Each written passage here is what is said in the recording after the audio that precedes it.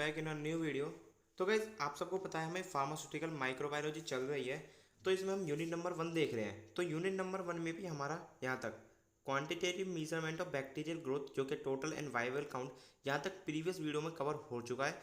And आज हम unit को ख़त्म करने वाले हैं, मतलब आज ये यूनिट नंबर 1 का लास्ट लेक्चर होने वाला है, जिसमें हम पढ़ेंगे डिफरेंट टाइप ऑफ माइक्रोस्कोपी। आपके सिलेबस में 3 माइक्रोस्कोपी दी गई हैं: phase contrast microscopy, dark field microscopy and electron microscopy. तो तीनों को आज देख लेंगे एंड यूनिट नंबर 1 हमारी फिनिश हो जाएगी। इसके नोट्स हमने ऑलरेडी ग्रुप में शेयर कर दिए हैं, आप देख लेना एक बार जाके। तो पहले थोड़ा बात करते हैं बेसिक। तो देखो, माइक्रोस्कोपी तो आप सबको पता है। माइक्रोस्कोपी सबको पता है, मतलब जो हमारा माइक्रोस्कोप होता है उसको ही हम माइक्रोस्कोपी कहते हैं। तो माइक्रोस्कोप क्या होता है? एक लेबोरेटरी जो लेबोरेटरी इक्विपमेंट होता है, ठीक है। अब लेबोरेटरी इक्विपमेंट किस लिए यूज़ होता है? ये यूज़ होता है जो कि बहुत ही ज़्यादा माइक्रो में जिनका साइज होता है, जैसे लाइक माइक्रो ऑर्गेनिज्म जैसे हो गए बैक्टीरिया, फंजाई, उनको देख लेने में। यानी कि जो हमारी विजिबल आई से, नेक्ड आई से विजिबल नहीं है चीज़ें, उनके देखने के लिए हमारा यूज़ होता है माइक्रोस्कोप। ओके। तो हम इसमें वही बैक्टीरिया के जो हम पढ़ रहे हैं, पीछे हमने ये सब पढ़ा है, आइसोलेट करना, प्रिजर्व करना, उसको मॉर्फोलॉजी सब देखे। तो इसमें भी हम उसको देखने वाले हैं, किसको? बैक्टीरिया को। तो पहले हमने उसको कल्चर मीडिया में हमने कर लिया सब कुछ, उसको उगा लिया, उसको पैदा कर दिया, फिर उसको आइसोलेट भी कर दिया, उसको प्रिजर्व भी कर दिया। अब उसको देखेंगे हम किसकी मदद से? माइक्रोस्कोपी की मदद से। माइक्रोस्कोपी समझ में आ गया? मतलब एक माइक्रोस्कोप वही होने वाला है जिसमें हम नेक्ड आई से जो चीज़ें नहीं देख सकते वो माइक्रोस्कोप की सहायता से देखते हैं। अब माइक्रोस्कोप भी हमारे दो टाइप के होते हैं। एक होता है ऑप्टिकल एंड एक होता है इलेक्ट्रॉन।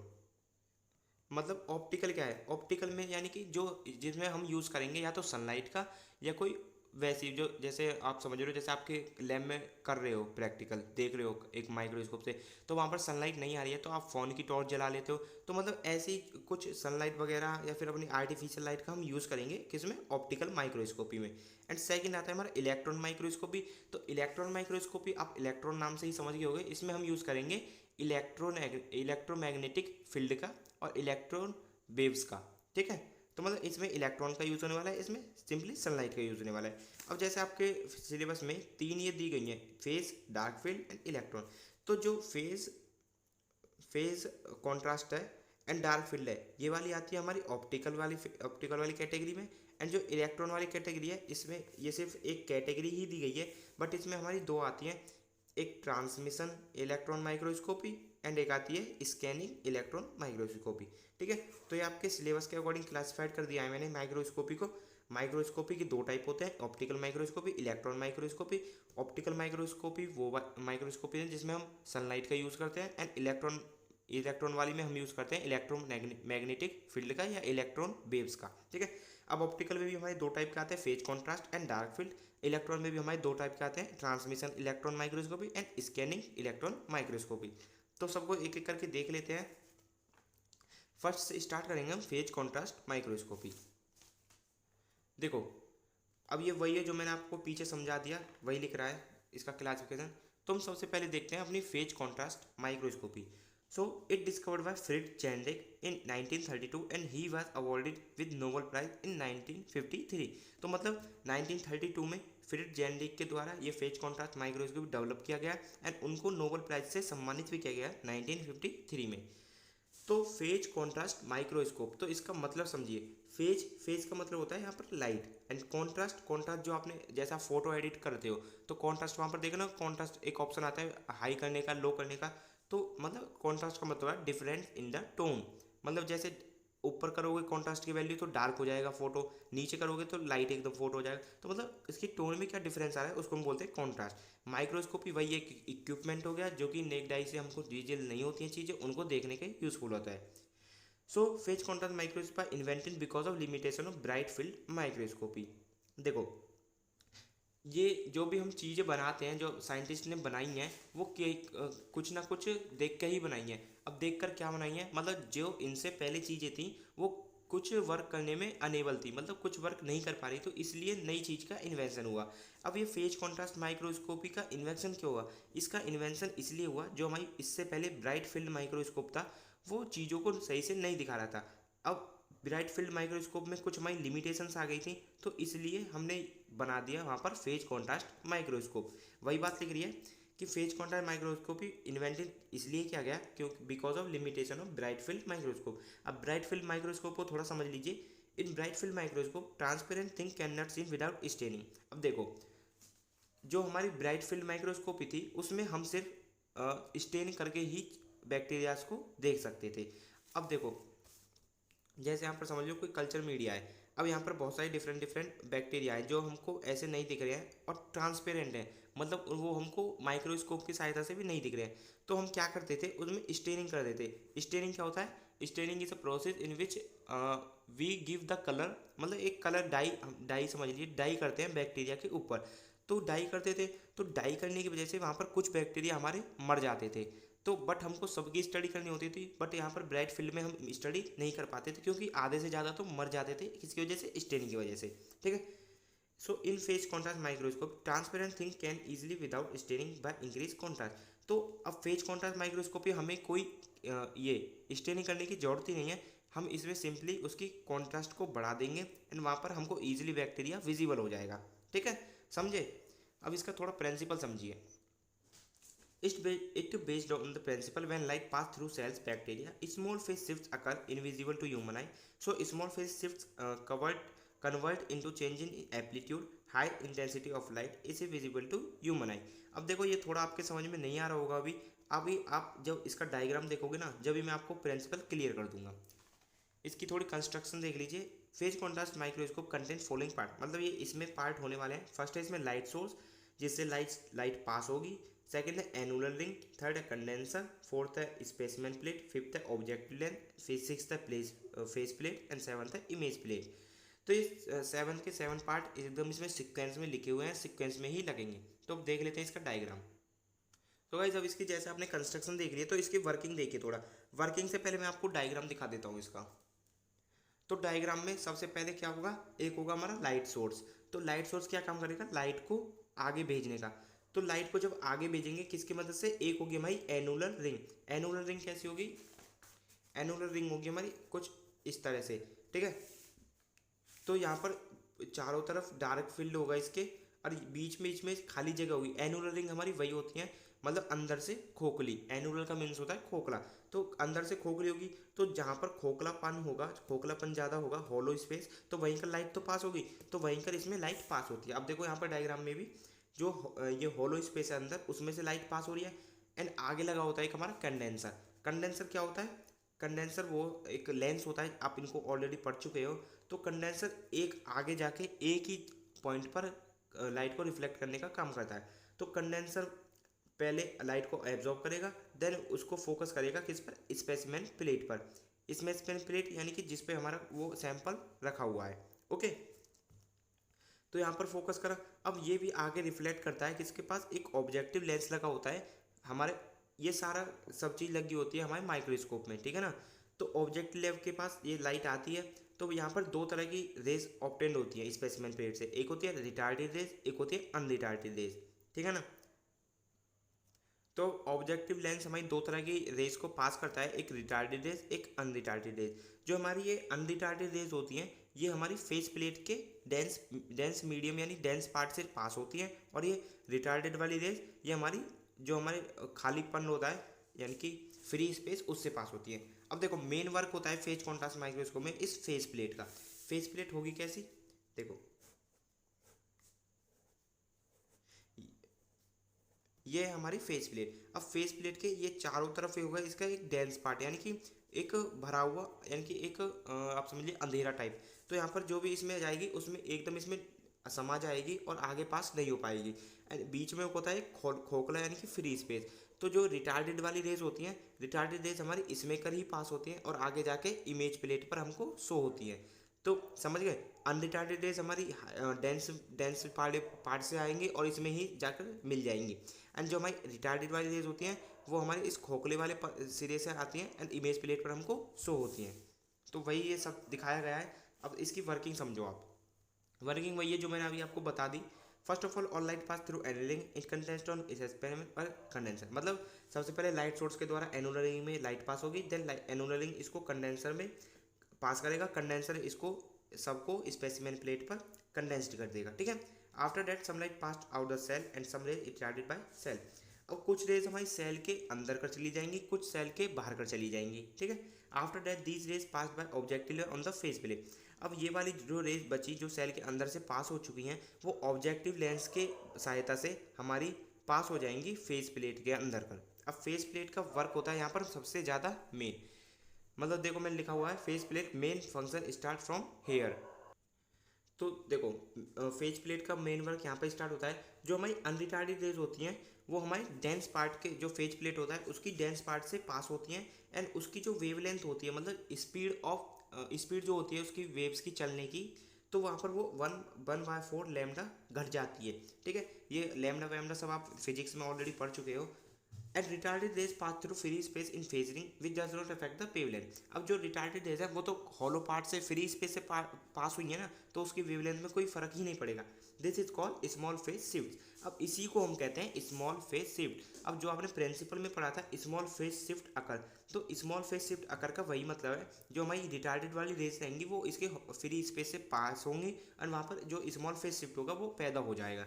एंड स्मॉल शिफ्ट पैदा होगा तो वहाँ पर एक हाई इंटेंसिटी ऑफ लाइट हमको देखने को मिलेगी, जिससे हमको बैक्टीरिया ईजिली विजिबल हो जाएगा। ये वही है जैसे देखो दो रेज जब एक जैसी मिलेंगी तो वहाँ पर एक हाई इंटेंसिटी ऑफ लाइट पैदा होगी, मतलब बहुत ही कंस्ट्रक्टिव इंटरफेरेंस हमको देखने को मिलेगा। अब जब हमारी एक रेज तो हमारी अपोजिट डायरेक्शन में और दूसरी जो हमारी अनरिटार्डेड रेज है वो भी हमारी अलग डायरेक्शन है, तो यहाँ पर हो जाता है हमारा क्रॉस, मतलब अब जब हम इस दोनों को मिलाएंगे तो ये एक दूसरे को क्रॉस कर देंगे, यहाँ पर डिस्ट्रक्टिव इंटरफेरेंस हो जाता है जो कि हमको विजिबल नहीं होता है। हमको विजिबल होता है ये हाई इंटेंसिटी ऑफ लाइट वाला सिर्फ। So due to high intensity of light contrast increase and picture become clear. तो वहाँ पर जब हाई इंटेंसिटी ऑफ लाइट मतलब हो जाता है तो वहाँ पर एक लाइट कॉन्ट्रास्ट इंक्रीज हो जाए, मतलब उसकी जो कॉन्ट्रास्ट होगी वो इंक्रीज हो जाएगी एंड वहाँ पर पिक्चर क्लियर हमको विजिबल हो जाएगी। कहाँ पर? इमेज प्लेट पर, ठीक है। ये इमेज प्लेट है। तो गाइस ये था हमारा अभी तक फेज प्लेट माइक्रोस्कोपी। एंड अब समझते हैं सेकंड जो कि डार्क फील्ड माइक्रोस्कोपी। तो बात करते हैं डार्क फील्ड माइक्रोस्कोपी की। तो इसमें क्या होने वाला है, हम इसमें यूज़ करेंगे एक डार्क बैकग्राउंड। तो समझो जैसे हमने कोई भी ये भी मतलब कंपाउंड ने ये कोई भी हमने सैंपल रख दिया जिसमें हम माइक्रो ऑर्गेनिज्म है, तो जहाँ जहाँ पर माइक्रो ऑर्गेनिज्म है वहाँ पर तो लाइट दिखेगी हमको, एंड इसके चारों तरफ एक डार्क बैकग्राउंड हम क्रिएट कर देंगे, इसलिए इसका नाम पड़ा है डार्क फील्ड माइक्रोस्कोपी। मतलब सैंपल के चारों ओर हम एक डार्क फील्ड वहाँ पर एराइज कर देंगे, एंड इसी वजह से इसका नाम है dark field microscopy. In this microscope, dark background is used for viewing the unstained and transparent microism.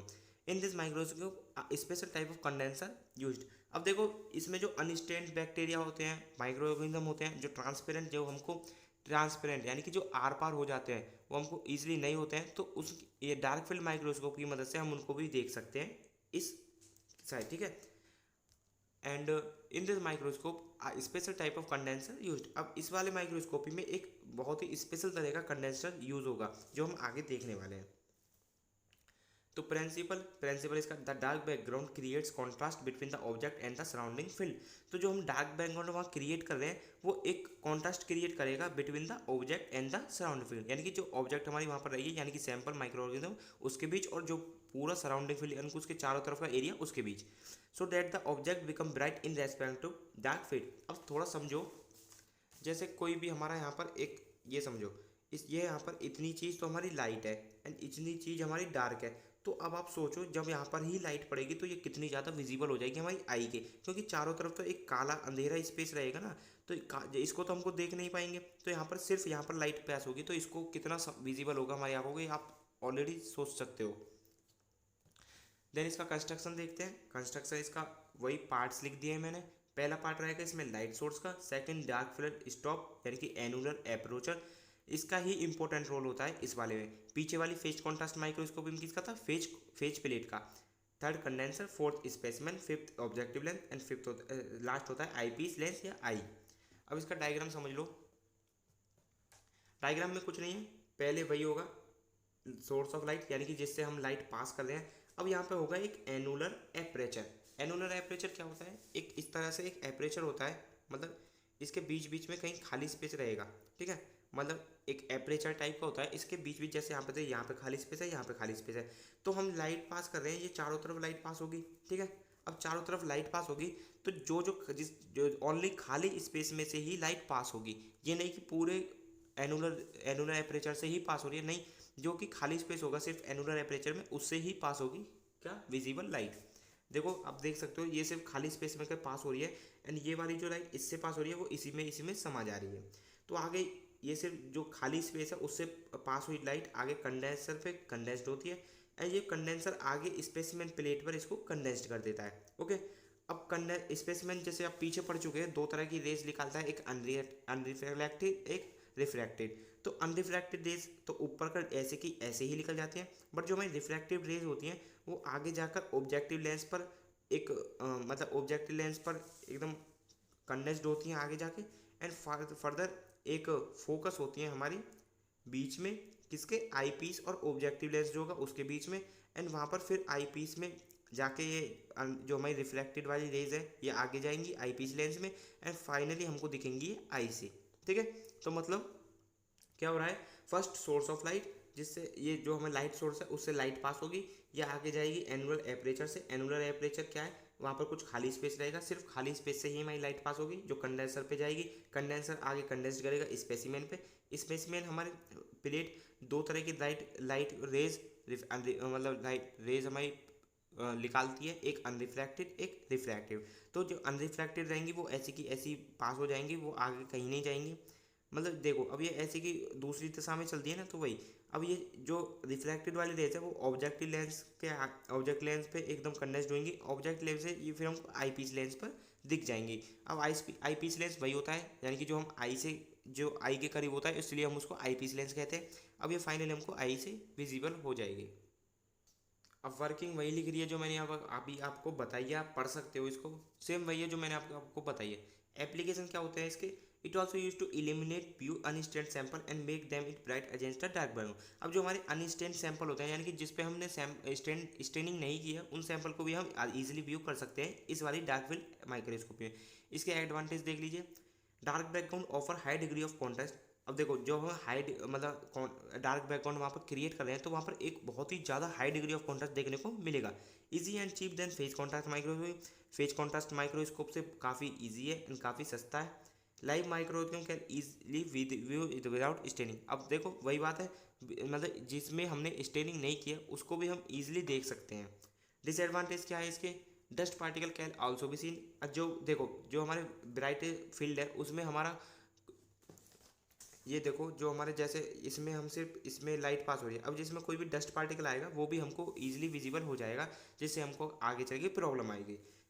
Best when room is completely dark. अब ये सबसे ज़्यादा बेस्ट वही है जब पूरा रूम का रूम डार्क हो, यानी कि ऐसा नहीं है कि कहीं पे पूरा लाइट जली हुई है और वहाँ आप प्रैक्टिकल कर रहे हो, नहीं।